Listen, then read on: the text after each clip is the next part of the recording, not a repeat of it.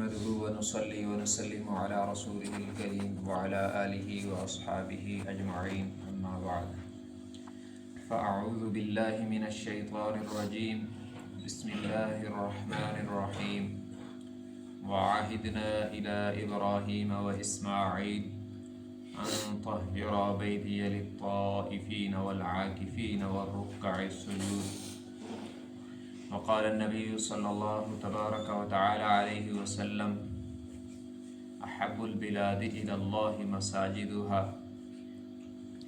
أو كما قال النبي صلى الله تبارك وتعالى عليه وسلم صدق الله وصدق رسوله النبي الكريم۔ حاضرین گرامی قدر، ماہ رمضان المبارک کا مغفرت والا عشرہ اختتام پذیر ہونے لگا ہے چند دنوں کے بعد، اور آخری مبارک عشرہ جو جہنم سے آزادی والا عشرہ ہے وہ آنے والا ہے۔ تو آخری عشرہ کی مخصوص عبادت، اعتکاف کی اہمیت، فضیلت اور مسائل عرض کرنے ہیں۔ اللہ تبارک و تعالی نے اس عبادت کو قرآن کریم میں بیان فرمایا اور اسے طواف کے ساتھ جوڑا ہے۔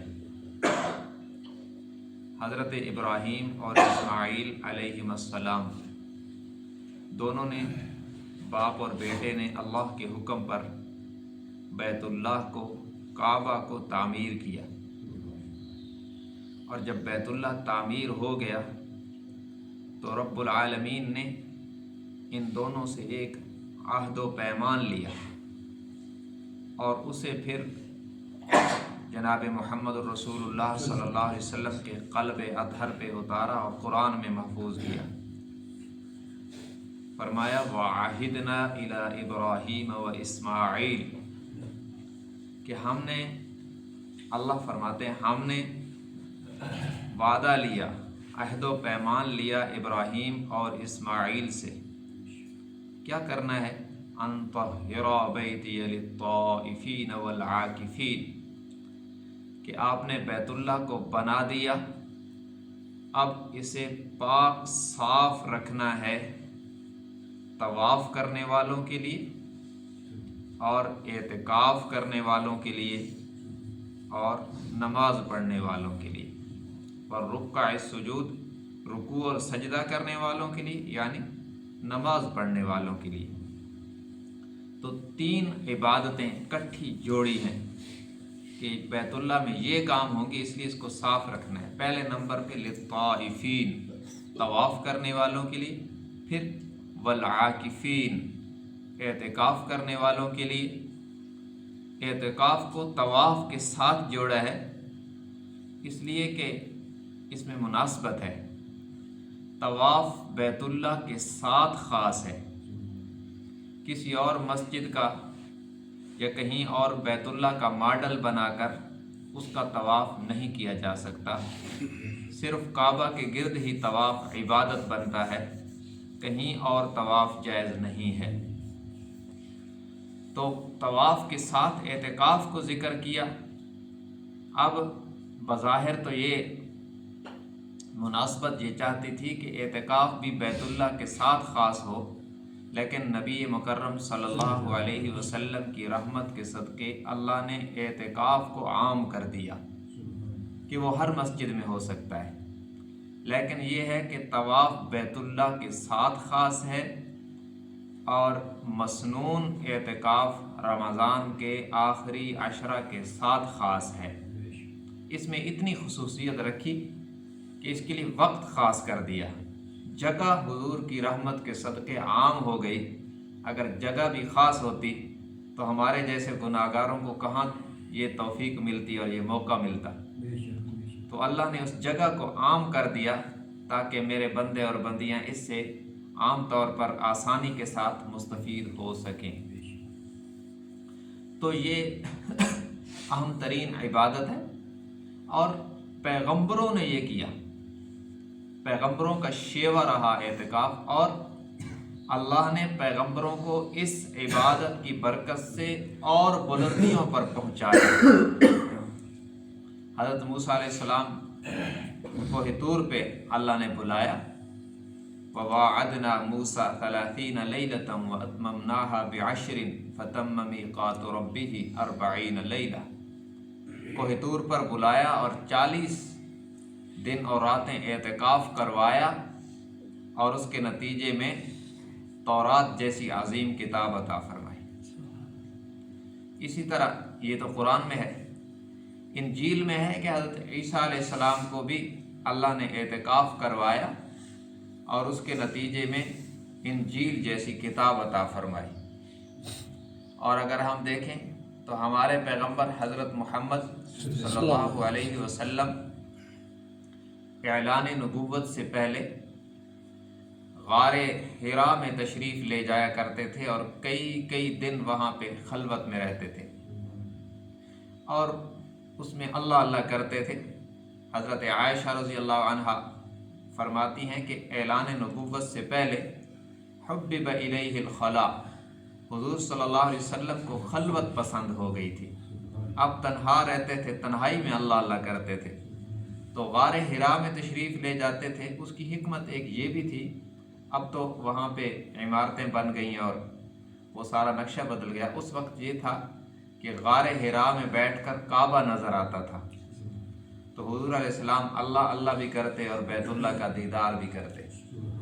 اور یاد رکھنا، بیت اللہ وہ مقناطیس ہے کہ انبیاء کے امام بھی اس کا دیدار کرتے ہیں، بلکہ حضور علیہ السلام آپ کو بیت اللہ سے اس قدر محبت تھی کہ جب مکہ والوں نے حضور صلی اللہ علیہ وسلم کو ہجرت پہ مجبور کر دیا، اور جب آپ صلی اللہ علیہ وسلم نے حضرت ابو بکر کے ساتھ مکہ مکرمہ کو چھوڑا، تو حدیث میں ہے کہ آپ علیہ السلام بار بار یوں پیچھے مڑ کر بیت اللہ کو دیکھتے تھے، اور آپ کی آنکھیں مبارک برستی تھیں، اور آپ فرماتے تھے، کعبہ میں تجھے کبھی نہ چھوڑتا، لیکن کیا کروں، یہاں والے مجھے رہنے نہیں دیتے۔ اور پھر اس سفر میں حضور کی جو آنکھیں برسیں تو اللہ نے عرش سے تسلی اتاری۔ یہ سورہ قصص جو ہماری پرسوں کی تراویح میں پڑھی گئی، سورہ قصص اسی سفر میں اتری ہے، اور اس میں اللہ نے تسلی یہ دی کہ میرے نبی، آپ وطن چھوڑنے والے اکیلے تو نہیں ہیں، پہلے بھی نبیوں نے میری خاطر، میرے دین کی خاطر وطن چھوڑا ہے، اور ہم نے ان کو عزت کے ساتھ وطن لٹایا ہے۔ اور پھر ان الذی فرض علیک القرآن لرادک الی معاد، سورہ قصص کے آخری رکوع میں اس پوری تسلی کا خلاصہ یوں دیا کہ میرے پیغمبر پریشان نہ ہوں، جس رب نے آپ کو امی ہونے کے باوجود آپ کی زبان پہ قرآن جیسی عظیم کتاب جاری کر دی ہے، ہم آپ سے وعدہ کرتے ہیں کہ آپ کو مکہ میں بھی عزت کے ساتھ لوٹا کے دکھائیں گے۔ اور پھر صرف 8 سال کے قلیل عرصہ میں اللہ نے یہ دکھایا، کبھی جو مجبور بن کے مکہ سے نکل رہے تھے، پھر 8 سال کے بعد اللہ نے ان کو فاتح بنا کر اسی مکہ میں داخل کر دیا۔ تو حضور صلی اللہ علیہ وسلم کو بیت اللہ سے تو بڑا انس تھا، تو اس لیے آپ علیہ السلام غار حرا میں تشریف لے جاتے اور وہاں پہ ذکر کرتے اور بیت اللہ کا دیدار بھی کرتے رہتے۔ تو یہ اس دور کا اعتکاف تھا۔ اسی کے نتیجے میں پھر ایک دن ایسا آیا کہ جبرائیل علیہ السلام کو اللہ نے بھیجا اور حضور صلی اللہ علیہ وسلم کو قرآن جیسی عظیم کتاب دے دی، اور آپ کا تعارف محمد ابن عبداللہ سے محمد الرسول اللہ کی صورت میں ہونے لگا، بلکہ یوں کہوں تو بے جانا ہوگا کہ اس اعتکاف میں بیٹھے ہوئے اللہ نے اپنے پیغمبر کو یوں نوازا ہے کہ آپ کو عبداللہ کے یتیم کو نبیوں کا امام بنا دے۔ تو اس لیے یہ اہم ترین عبادت ہے، اور پیغمبروں کا شیوا ہے، نیک لوگوں کا شیوا ہے، اور اس سے بندوں کے درجے بلند ہوتے ہیں، اس لیے کہ بندہ جب رب کے در پہ پڑ جاتا ہے نا تو سب سے بڑی لجپال ذات اللہ کی ہے۔ ہم تو پتہ نہیں کہاں کہاں کس چکر میں پڑے ہوئے ہیں نا، اور کہتے ہیں جی میں لجپالاں دے لڑ لگیاں میرے تو غم پرے رہندے۔ تو لجپال ہوتا کون ہے؟ یاد رکھیں سب سے مخلوق میں بھی جو لجپال وہ ہے جو اپنے معتقدین کو پروردگار کا در دکھاتا ہے۔ آپ اگر حضور علیہ السلام کی زندگی دیکھیں سب سے بڑے لجپال تو حضرت محمد صلی اللہ علیہ وسلم ہے مخلوق میں۔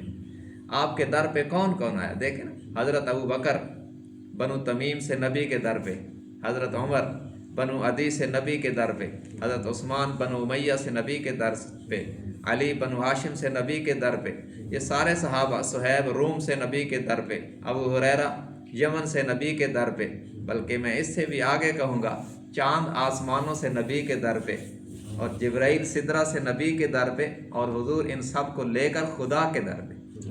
ان سب کو یوں نہیں کہا کہ مجھے پوجو، انہیں رب کا در دکھایا ہے۔ تو لجپالوں کا کام یہ ہے کہ وہ اپنے معتقدین کو خدا سے ملاتے ہیں، اللہ کا در دکھاتے ہیں۔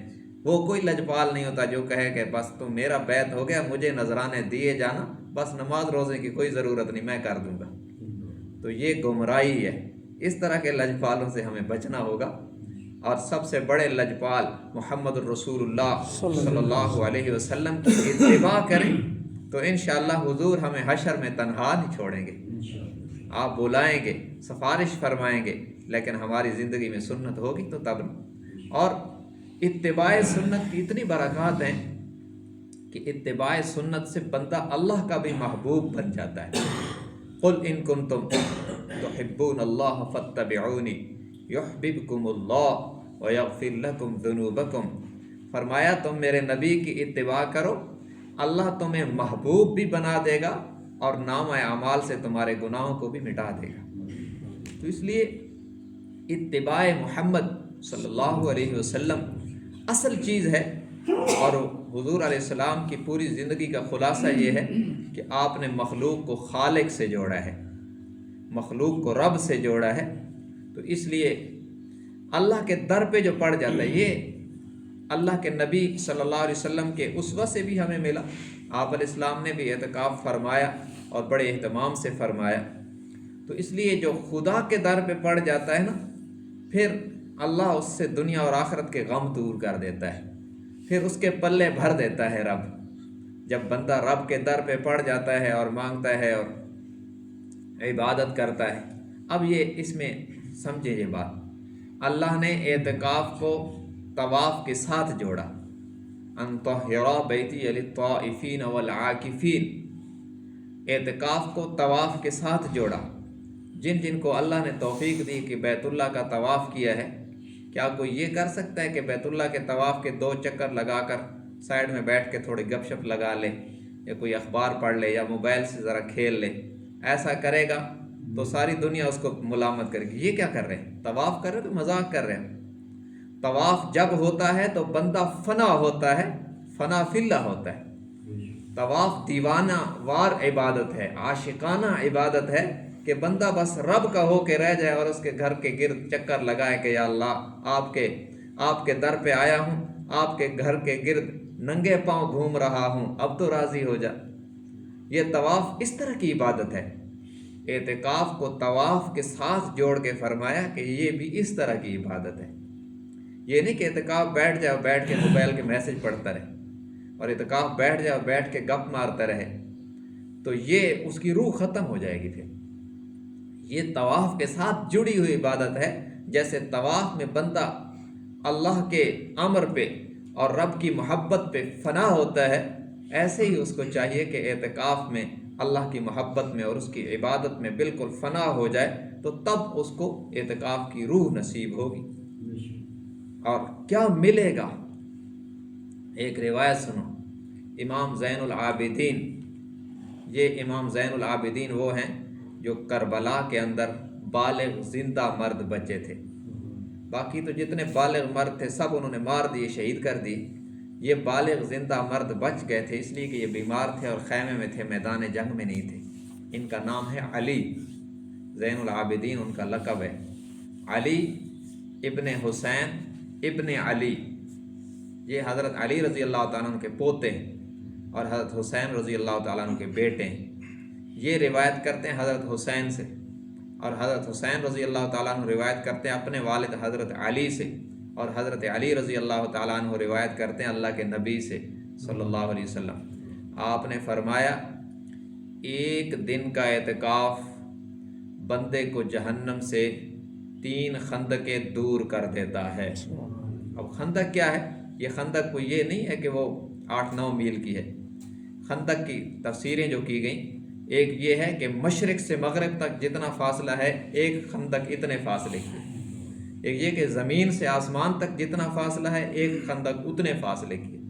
تو ایک دن کے اعتکاف سے 3 اور 10 دن کے اعتکاف سے 30۔ معنی یہ ہے کہ جو شخص صحیح معنوں میں اعتکاف کر دیتا ہے اللہ اس کو جہنم سے دور کر دیتا ہے، جنت کا داخلہ پکا کر دیتا ہے۔ تو اس لیے اس عبادت کو ہم اہم سمجھیں، دلوں میں بٹھائیں اور اس کے لیے عزم کریں، اپنے تقاضے مؤخر کریں، اپنے جتنے کام ہیں۔ اس لیے میں نے پہلے یہ عنوان شروع کیا کہ تاکہ 3-4 دن رہتے ہوں اور ہمیں اس کی اہمیت پتہ چلے اور ہم اس کے لیے کوشاں ہوں اور اپنے جو کام ہیں ان کو نمٹا کر اس عبادت کو بجا لانے کی کوشش کریں۔ زندگی میں پتہ نہیں دوبارہ رمضان ہماری زندگی میں آئے گا کہ نہیں، کیونکہ اس وقت تو موت الفجات، اچانک موتیں عام ہوں، بلکہ اب تو پاکستان میں میدان جنگ بنا ہوا ہے معاذ اللہ، کوئی پتہ نہیں کب کون اڑ جائے گا۔ تو یہ جو حالات ہیں یہ ہمیں متنبع کر رہے ہیں کہ ذرا سنبھل جائیں، استغفار کریں، اللہ سے معافی مانگیں، نیکی کرنے کی کوشش کریں، کوئی پتہ نہیں کب ہمارا نمبر لگ جائے گا۔ یہ نہ بھی ہو تو تب بھی تو پتہ کوئی نہیں کہ اگلا لمحہ اور اگلا سانس چلے گا کہ نہیں چلے گا۔